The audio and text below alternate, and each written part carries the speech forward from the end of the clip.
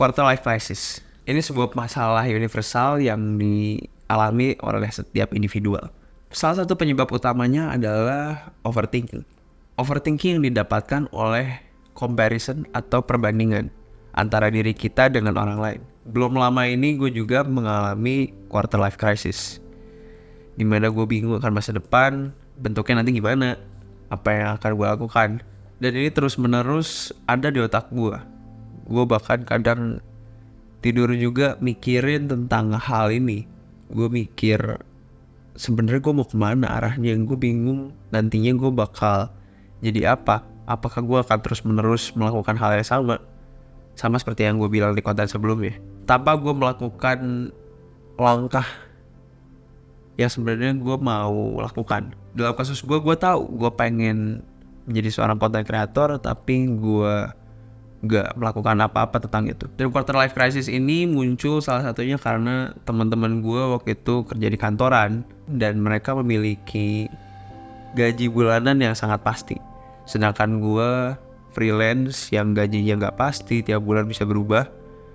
Dan itu membuat gue sangat insecure dan akhirnya berujung ke stres sendiri karena gue membandingkan diri gue dengan orang lain. Ada juga di saat dimana gue ngobrol dengan teman-teman gue dan bahasa-bahasa yang mereka keluarkan itu merupakan bahasa korporat, dan itu mempressure gue, bener-bener memberikan pressure dalam diri gue sampai akhirnya gue menemukan kestabilan di pekerjaan gue. Walaupun gue bener-bener stres banget, tapi ya kestabilan itu yang menyelamatkan gue dari quarter life crisis. Gue akhirnya makin pede. Gue bener-bener malah akhirnya yang bikin iri teman gue adalah diri gue sendiri, karena gue masih memiliki kebebasan untuk pergi kemana-mana. Walaupun mungkin akhir-akhir ini gue gak sebebas itu lagi, tapi sedangkan mereka stuck di kantor setiap hari Senin sampai Jumat, bahkan kadang Sabtu, kadang lembur. Ya mungkin gue juga lembur, tapi gue lemburnya bebas di rumah, gue bisa sambil makan, gue bisa ngapain aja. Tapi perjalanan melewati quarter life crisis itu lumayan sulit buat gue, karena gue merasa jadi orang yang gagal. Gue merasa gue salah mengambil jurusan, dan itu salah satunya yang bikin gue overthinking banget. Memang yang menyelamatkan gue adalah kestabilan freelance ini. Cuman untuk bisa sampai ke titik ini, gue harus melewati banyak banget trial and error. Gue gitu buka production house, ya sebenarnya sekarang masih jalan juga. Tapi di awal-awal cari klien susah, gue gak punya relasi terlalu banyak, dan akhirnya project juga gak terlalu banyak waktu itu. Dan itu bikin gue stres banget. Cuman gue selalu berusaha untuk mengambil langkah, karena kalau kita stuck di overthinking, kita nggak akan maju. Kita cuma mikir doang, kalau misalkan gini gimana, kalau gagal gimana, padahal kita langkah aja belum. Sama seperti video kemarin ini, gue bilang mulai aja. Kita harus mulai, jangan terlalu banyak overthinking. Memang kita harus berpikir mengambil langkah apa selanjutnya. Tapi setelah kita berpikir, jangan cuma stay di situ aja. Kita harus maju. Dan itu adalah satu-satunya cara untuk melewati quarter life crisis. Dengan melangkah. Dengan melakukan apa yang kita bisa. Dengan pengetahuan yang kita punya. Mungkin kalau misalkan kalian fresh graduate, kalian belum dapat kerjaan, terus aja cari kerjaan sampai akhirnya kalian mungkin di hire.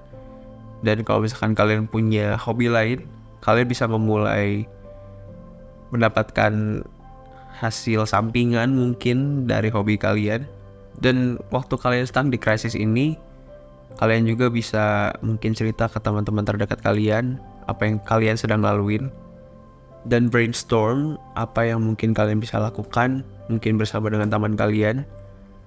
Entah itu memulai bisnis bareng, entah itu dengan membuat suatu konten yang asalnya iseng-iseng aja. Kadang ada yang akhirnya boom, gak ada yang tahu. Waktu akhirnya gue bisa mendapatkan closure atau penutupan di quarter life crisis itu adalah ketika gue sadar, walaupun mungkin semua orang tahu hal ini, tapi gue di saat itu benar-benar sadar bahwa setiap orang yang memiliki akhir pasti ada permulaannya. Dan di tengah-tengahnya pasti ada progres.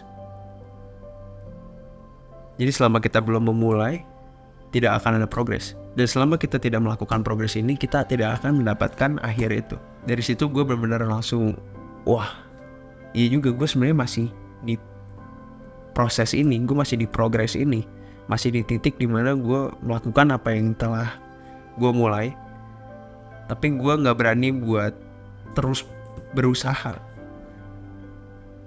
Karena gue yakin sama seperti video sebelumnya, grafik yang kemarin gue tunjukin gak cuma berlaku di kehidupan, tapi juga di usaha kalian, apapun itu, di pekerjaan kalian. Selama kalian berusaha dengan keras, selama kalian selalu mengusahakan yang terbaik dalam apapun yang kalian kerjakan itu. Sebelum gue akhir video ini, konten-konten yang ada di channel ini ada juga dalam versi audio di Spotify dengan judul We Start Now.